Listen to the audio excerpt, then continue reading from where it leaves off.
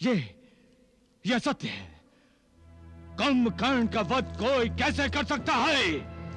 कैसे कर सकता है? ये सत्य है। झूठ है। कब तो चल बोलो कि तुम जो बोल रहे हो वह सत्य है। मुझे तुम्हारी बातों पर विश्वास नहीं हो रहा। यह सत्य है। मैं दशानन रावण त्रिलोक विजेता, मेरे भाई का वध, दशानन रावण के अनुज का वध, वो जीवित नहीं बचेगा। जिसने मेरे भाई का वध किया है उसका वध होगा। अभी और से शर युद्ध होगा। मैं आ रहा हूं तुझे मृत्यु के काल में भेजने के लिए। रावण आ रहा है। रावण आ रहा है।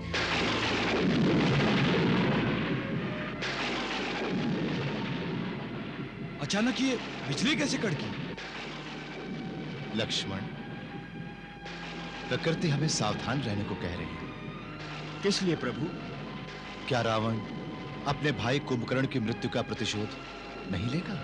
नहीं प्रभु, कुंभकर्ण की हानि ने उसकी शक्ति इतनी कम कर दी होगी कि हो सकता है वो युद्ध का विचार छोड़कर अपनी पराजय स्वीकार कर ले और सीता मैया को सम्मान सहित वापस लौटा दे। महाराज सुग्रीव, अहंकार पर वज्र भी चले तो वो टुकड़े टुकड़े अवश्य हो जाएगा, किंतु झुकेगा नहीं।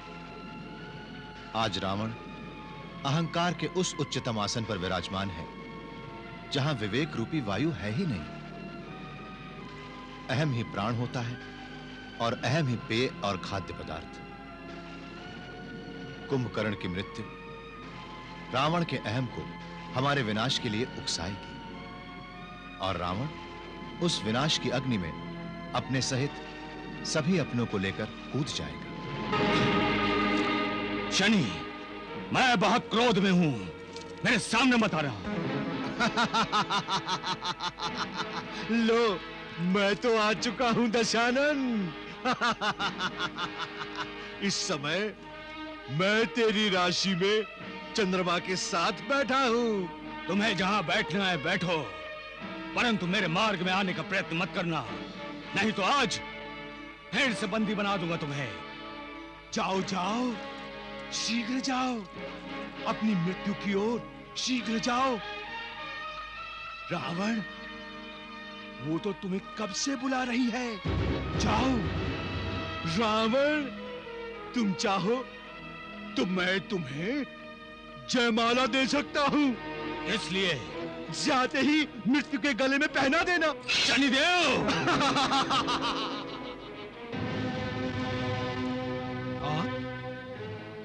इस समय युद्ध के वेश में पुत्र इंद्रजीत, कुंभकर्ण की मृत्यु का प्रतिशोध लिए बिना मुझसे सांस नहीं लिया जा रहा है। अभी और इसी समय हमें आक्रमण करना है।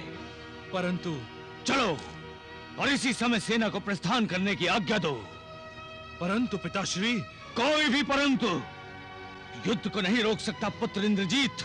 मैं युद्ध को रोकने की बात नहीं कर रहा हूं। मैं तो यह जानना चाहता हूं कि आप युद्ध में क्यों जा रहे हैं। क्या आपको हमारे बाहुबल पर विश्वास नहीं? मेरे शौर्य, मेरे पराक्रम को भूल गए? मेरी धनुर्विद्या, मेरे अस्त्र शस्त्र, मेरी उपाधियां, ये सब किस दिन काम आएंगी? पिताश्री, मैं स्वर्ग जाकर इंद्र को पराजित कर सकता हूं, तो क्या एक तुच्छ मानव को नहीं? पिताश्री, काकाश्री की मृत्यु का शोक अकेले आपको ही हुआ है, मुझे नहीं। उनकी मृत्यु का प्रतिशोध लेने का मैं इच्छुक नहीं। पिताश्री, मैं प्रतिज्ञा लेता हूं कि कल सूर्यास्त होने से पहले राम और उसके भाई लक्ष्मण को मृत्यु के अधीन कर दूंगा। पुत्र इंद्रजीत, मुझे तुम्हारी शक्ति पर, तुम्हारे बाहुबल पर पूर्ण विश्वास है। मैं जानता हूं कि कल सूर्यास्त होने से पूर्व तुम राम और लक्ष्मण के जीवन का अंत कर दोगे। हाँ पुत्राओ, गले लग जाओ।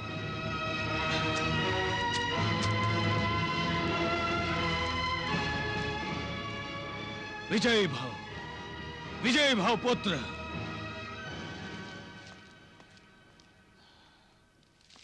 प्रणाम महाराज। क्या समाचार लाए हो गुप्तचर? रावण पुत्र इंद्रजीत ने कल सूर्यास्त से पूर्व श्री राम और श्री लक्ष्मण का वध करने की प्रतिज्ञा की है।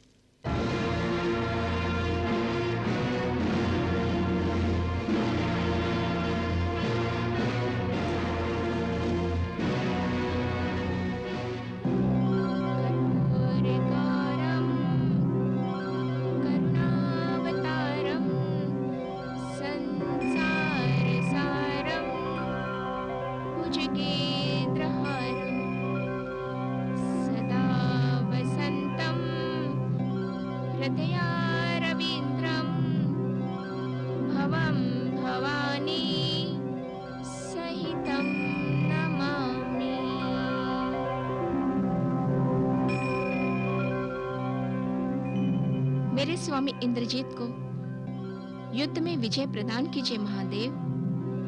मेरे प्राणनाथ की प्रतिज्ञा पूर्ण कीजिए प्रभु। ओम नमः शिवाय, ओम नमः शिवाय, ओम नमः शिवाय।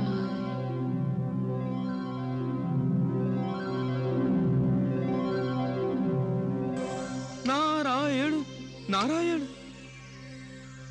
आप कह रहे हैं कि पतिव्रता स्त्री का वचन कभी मिथ्या नहीं होता, तो क्या कल सूर्यास्त से पहले? पातिव्रत्य एक महान तप है देवर्षि, और ऐसा तप करने वाली तपस्विनी को हम त्रिदेव भी प्रणाम करते हैं। अर्थात नारायण नारायण।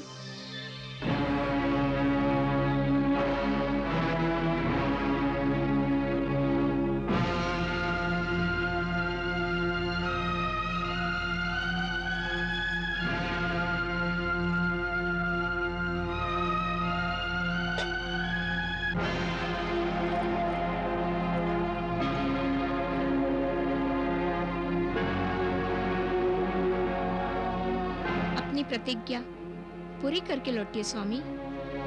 मैं आपकी प्रतीक्षा कर रही हूँ।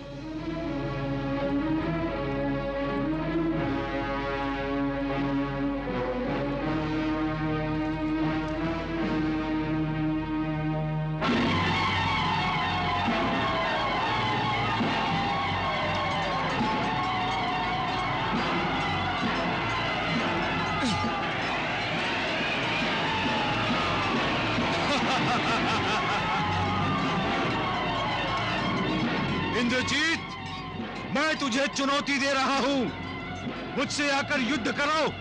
युद्ध करते समय युद्ध करते हैं वानर, बातें नहीं करते। संभाल अपने आप को।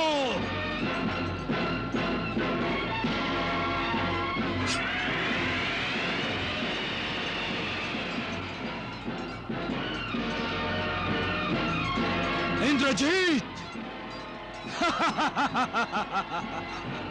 सावधान इंद्रजीत।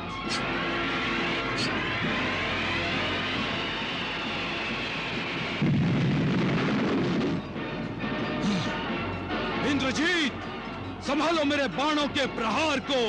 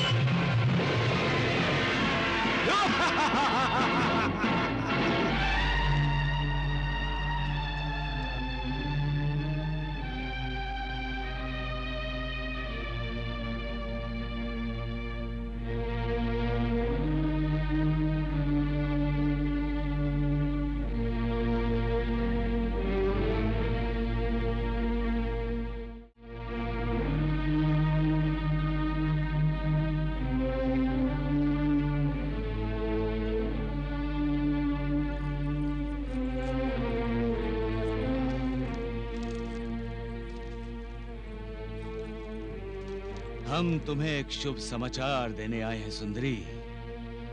हम दोनों के मार्ग का शूल अब निकल चुका है। अब तुम्हें राम की प्रतीक्षा करने की कोई आवश्यकता नहीं। अब तुम विवाह बंधन से मुक्त हो गई हो। मेरी ओर देखो त्रिभुवन सुंदरी, और इस सुंदरता के पुजारी को प्रेम प्रसाद देकर कृतार्थ कर दो। कृतार्थ कर दो सुंदरी।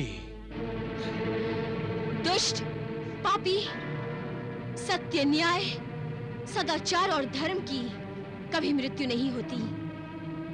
उनकी मृत्यु का भ्रम होता है, भ्रम।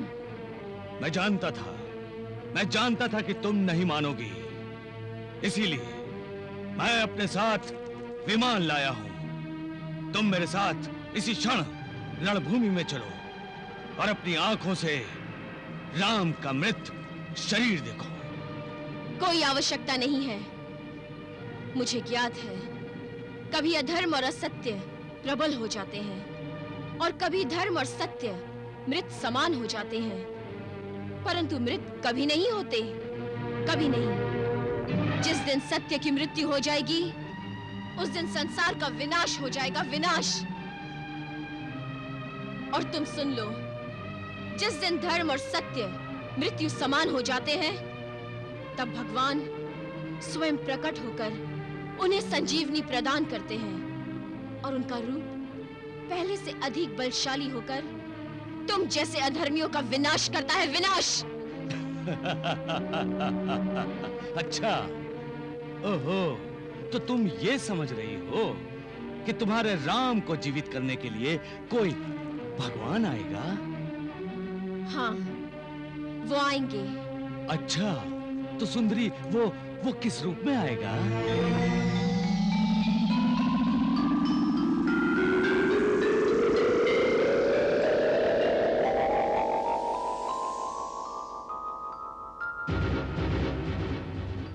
देख पापी, देख, कोई नहीं जानता कि भगवान कब और किस रूप में आते हैं, परंतु प्रत्येक प्रश्न का उत्तर है।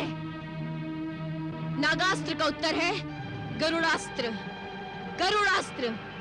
तुम क्या समझती हो कि गरुड़ राम को जीवन देगा? यदि तुम इसे प्रश्न का उत्तर समझती हो, तो सुंदरी, दशानन रावण के पास जो महाअस्त्र है, उसका उत्तर किसी के पास नहीं है। कायर के पास केवल घमंड ही होता है। रावण और कायर? तो तुम मेरी शक्ति देखना चाहती हो तो देखो।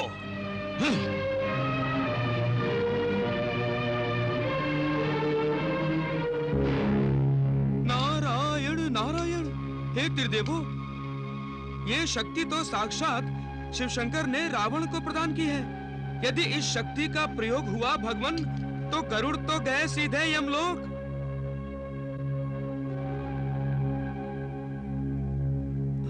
आप मुस्कुरा रहे हैं। गरुड़ आपका वाहन है प्रभु, आपका भक्त है। क्या आप अपने भक्त की रक्षा नहीं करेंगे? देवर्षि, पशुपतिनाथ शिव शंकर की शक्ति का विनाश स्वयं महादेव ही कर सकते हैं। अन्य किसी में सामर्थ्य का? नारायण नारायण। भोलेनाथ, प्रतीक्षा।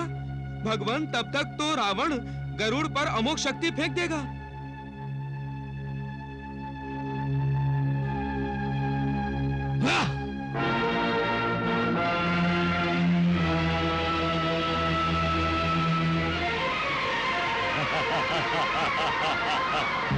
नारायण नारायण।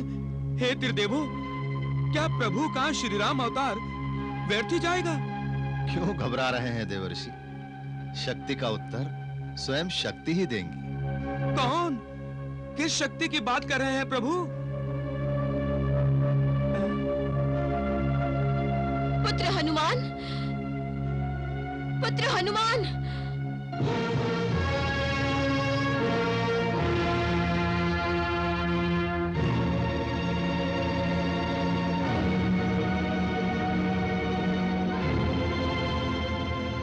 अमोघ शक्ति साक्षात देवाधिदेव महाशंकर की है। वो ही इसे निष्फल कर सकते हैं। पुत्र हनुमान, तुम तो स्वयं महादेव के अंशावतार हो, वज्रदेही हो। इस शक्ति पर प्रतिबंध लगाकर गरुड़ की रक्षा करो पुत्र हनुमान, गरुड़ की रक्षा करो। गरुड़ की रक्षा सौमित्र, लक्ष्मण और प्रभु श्री राम की रक्षा है। जो आज्ञा।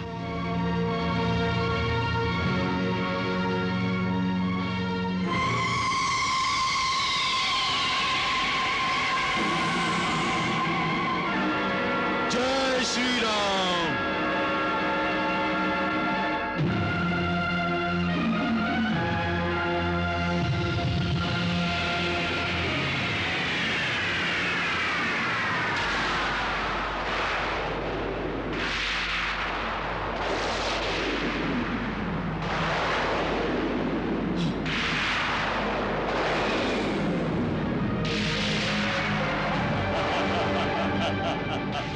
ये हुई न बात।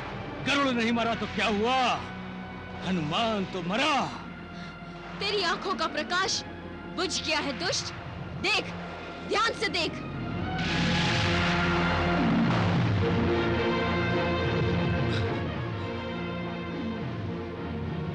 मैंने आपकी आज्ञा का पालन किया है माता।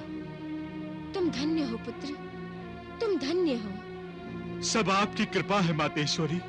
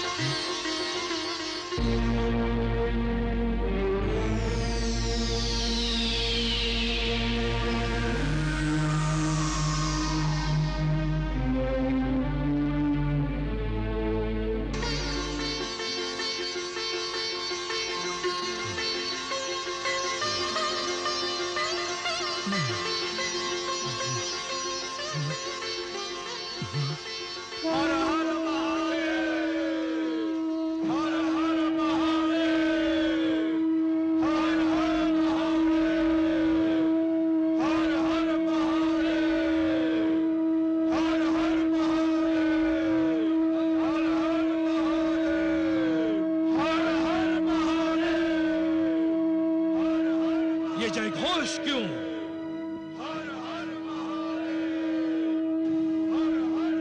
इस शंख ध्वनि का तात्पर्य क्या है?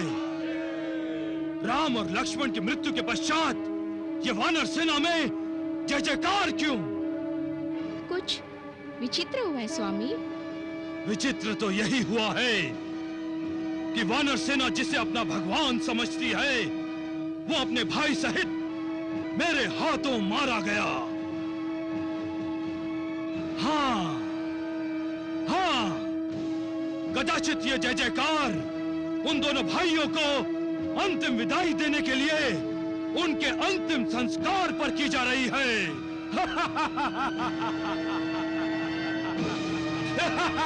युवराज की जय हो। प्रणाम युवराज, प्रणाम युवरागी। गुप्तचर आपसे मिलने की आज्ञा चाहता है। उसे हमारे कक्ष में भेज दो। जो आज्ञा।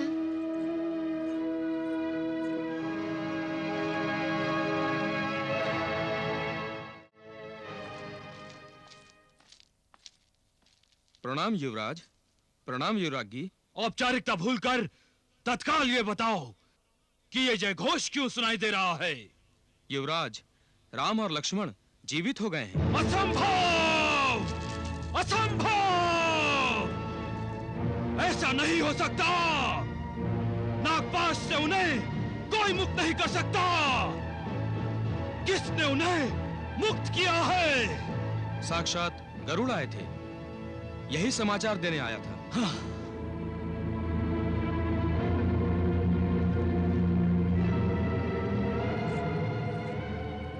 स्वामी, आज मैंने जीवित रहने का अधिकार खो दिया है सुलोचना। ये आप क्या कह रहे हैं स्वामी? आज मेरे शौर्य का, मेरे पराक्रम का, मेरे अस्त्र शस्त्रों का अपमान हुआ है। मैं अपनी प्रतिज्ञा पूरी नहीं कर सका। राम और लक्ष्मण के जीवित होने का अर्थ है मेरी प्रतिज्ञा का भंग होना। आज मैं पिताश्री को मुंह नहीं दिखा सकता। मैं जीवित नहीं रहूंगा। मैं जीवित नहीं रहूंगा। प्राणनाथ, ये आप क्या करने जा रहे हैं?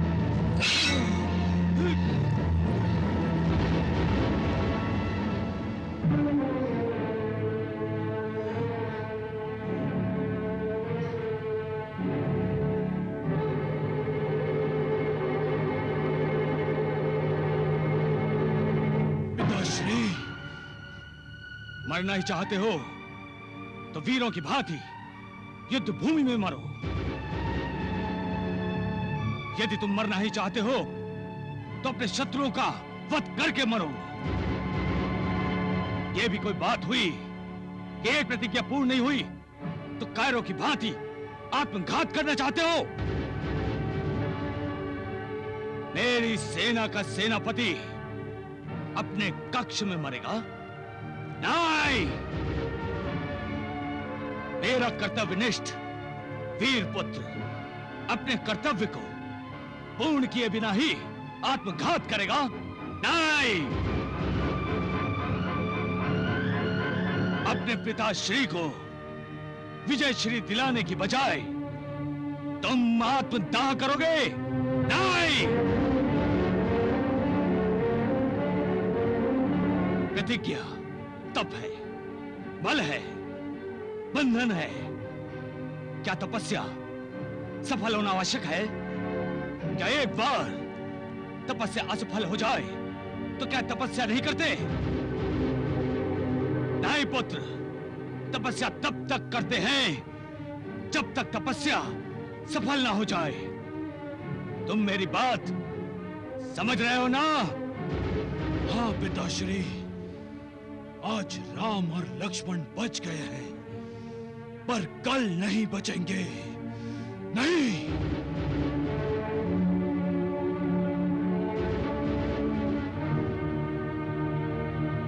वो जानते हो क्यों बच गए? वो सभी देवताओं का षड्यंत्र था। वो सभी तुम्हें उत्साहहीन करना चाहते थे, तुम्हारे मनोबल को तोड़ना चाहते थे, तुम्हें युद्ध से विमुख करना चाहते थे, विमुख, ताकि उनका षड्यंत्र सफल हो। नहीं पिताश्री, देवताओं का षड्यंत्र सफल नहीं होगा। मैं उसे सफल नहीं होने दूंगा। नहीं!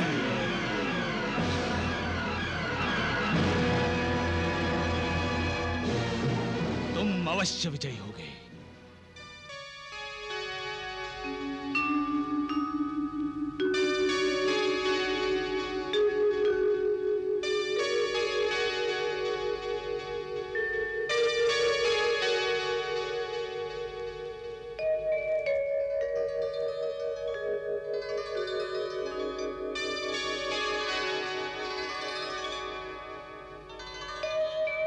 हनुमान, प्रणाम प्रभु।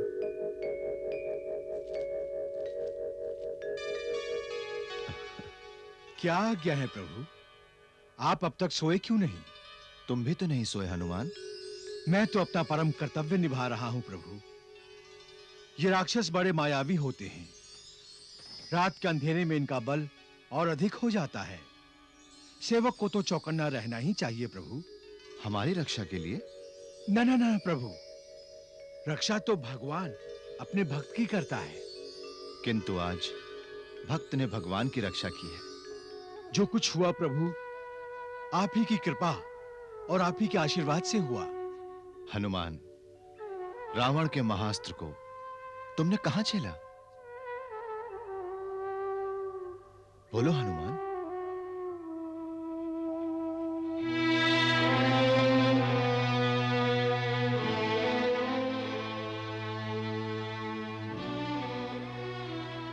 हनुमान, तुम्हें पीड़ा नहीं हो रही? रावण का महास्त्र अभी तुम्हारी छाती में जल रहा है। आपका नाम सारी पीड़ा हर लेता है प्रभु।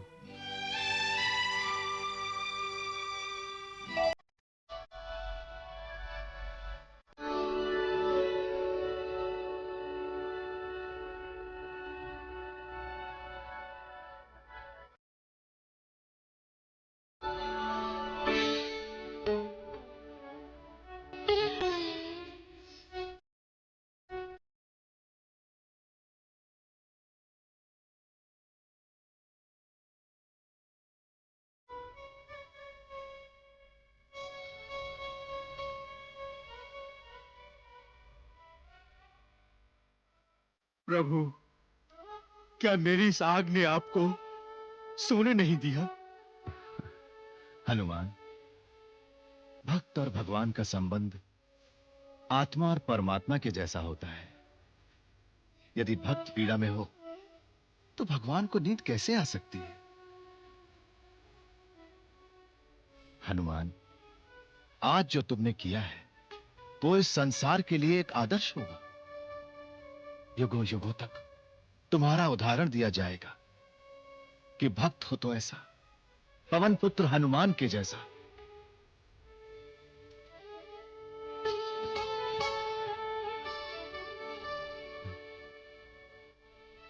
हनुमान, तुम्हारा स्थान मेरे हृदय में है।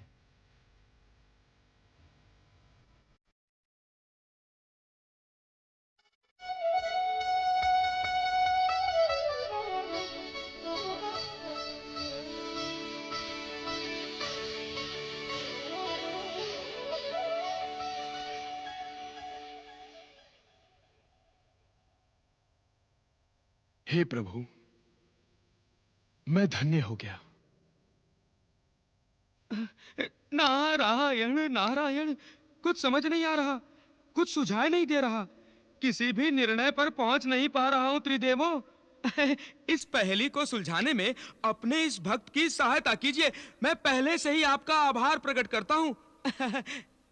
देवर्षि, आपको कष्ट क्या है? कष्ट? प्रभु, युद्ध में दोनों ओर एक ही राजा की सेना लड़ते देख ये समझ पड़ता है कि सेना में विद्रोह हो गया, किंतु दोनों ओर एक ही राजा लड़ रहा हो तो? यह कैसे संभव है देवर्षि? संभव है प्रभु, संभव है। यही तो राम रावण युद्ध में हो रहा है। रूप बदले हुए हैं, आत्मा एक ही है। एक ओर महादेव शिवशंकर स्वयं रावण की रक्षा कर रहे हैं और दूसरी ओर उन्हीं का रूप पवन पुत्र हनुमान श्री राम की सहायता कर रहे हैं। वो देखिए प्रभु, देखिए त्रिदेवों, देखिए। क्षमा प्रार्थी हूँ भोलेनाथ, आपसे ऐसे पक्षपात की आशा नहीं थी मुझे। कैसा पक्षपात? ये पक्षपात नहीं तो और क्या है त्रिशूलधारी। वहां तो श्री राम निश्चिंत होकर सो रहे हैं और लंका में अपने कक्ष में रावण को देखिए, देखिए, देखिए कैसे करवटें ले रहा है ना? दोनों की रक्षा का उत्तरदायित्व आपने अपने ऊपर लिया है, फिर भी एक सो रहा है और दूसरे को नींद नहीं आ रही है। अब ये ऐसा क्यों हो रहा है प्रभु, क्यों? देवर्षि, निद्रा देवी को प्रसन्न करने के लिए भी तो आराधना करनी पड़ती है। सत्कर्म करने वालों पर निद्रा देवी सदा प्रसन्न रहती हैं, और जो रावण की भांति कुकर्म करते हैं उन पर निद्रा रूठी रहती है। वो तो है।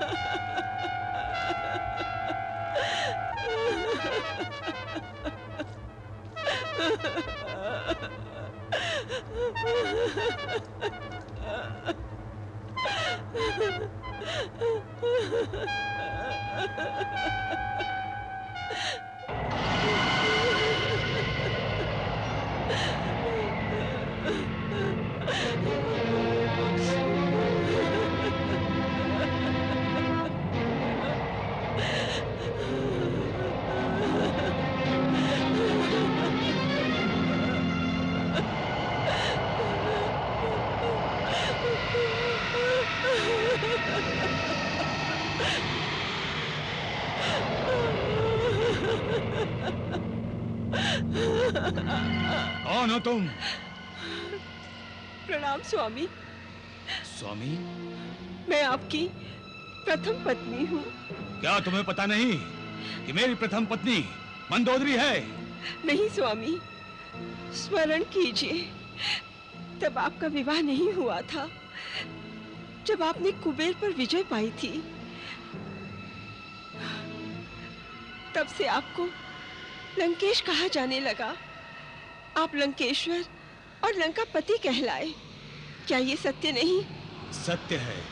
तो लंकापति, मैं लंका हूँ, आपकी लंका। परंतु तुम रो क्यों रही हो? आप मेरी दशा नहीं देख रहे हैं? मेरे वस्त्र जल गए हैं, मेरा तेज मलिन हो गया है। परंतु मैं तो जीवित हूँ। आज है, कल का क्या भरोसा? लंका! आप बुरा मत मानिए स्वामी, किंतु तथ्य को नकारा नहीं जा सकता। क्या तुम्हें पता नहीं कि दशरथ रावण अजय है, अमर है? स्वामी, मृत्यु को मृत्यु क्यों नहीं मानते आप? ईश्वर को ईश्वर क्यों नहीं मानते? कौन ईश्वर? ईश्वर मैं हूँ, मैं, और सबकी मृत्यु भी मैं हूँ। आप इस भ्रम में हैं, तो मुझे भय है, मैं आपको खो दूंगी। लंका!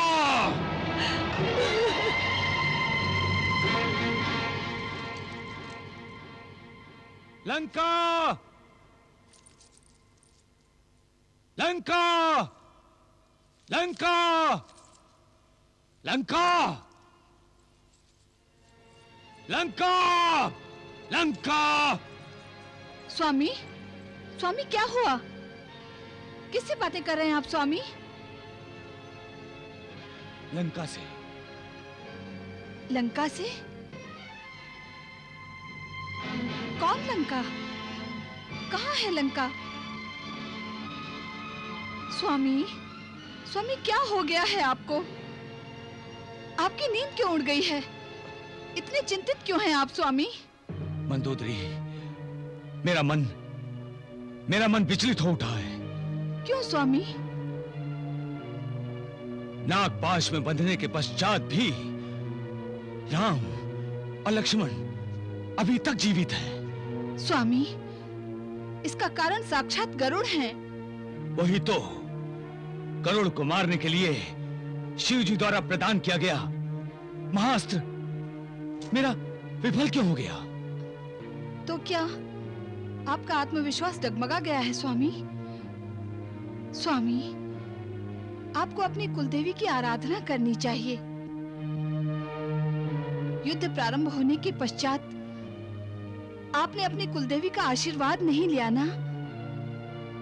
स्वामी, आप अभी जाइए और देवी का आशीर्वाद लेकर आइए। तुम बिल्कुल सत्य कह रही हो मंदोदरी। मैं भी इसी क्षण कुल देवी से आशीर्वाद लेने जा रहा हूं।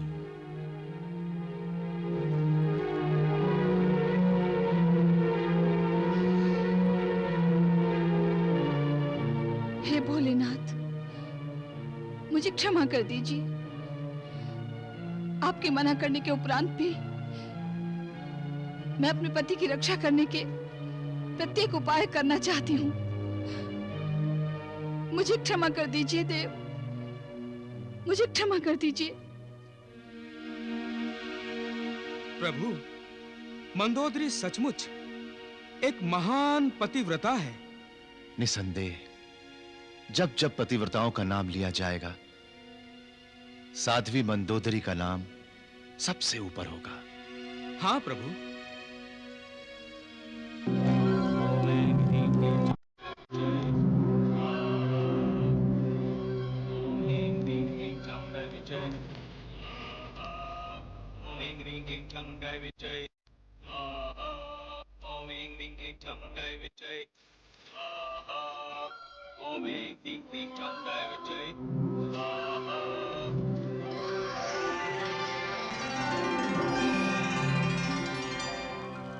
प्रणाम माता निकुंभला देवी।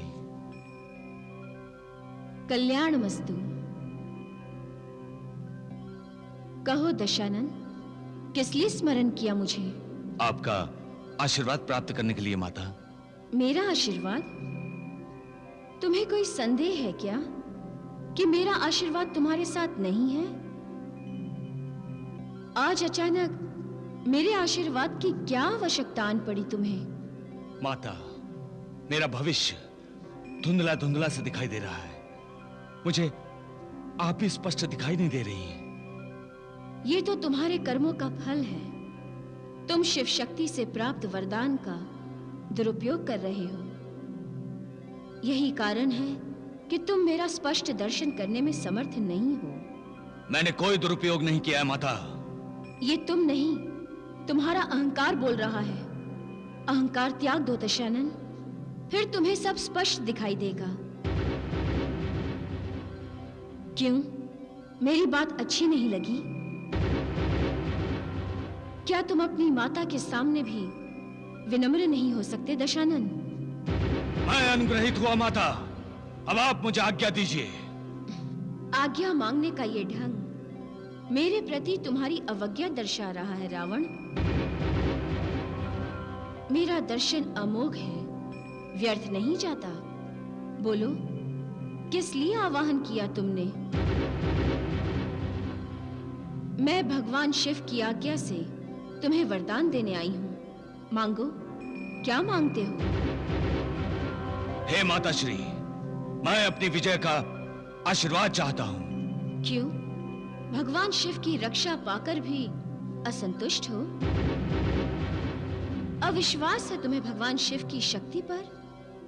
क्या ये अपने इष्ट के प्रति अपमान नहीं है रावण?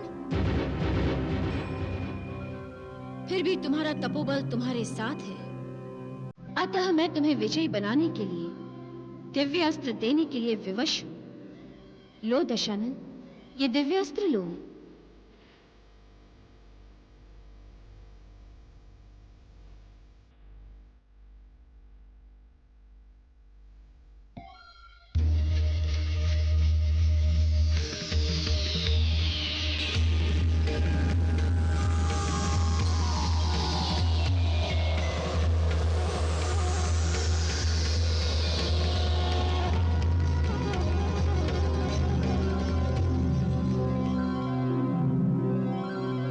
दशानन, ये दिव्यास्त्र अमोघ है। इसका प्रयोग जिस पर करोगे उस पर तुम्हारी विजय निश्चित है। अब मेरी विजय निश्चित है, निश्चित।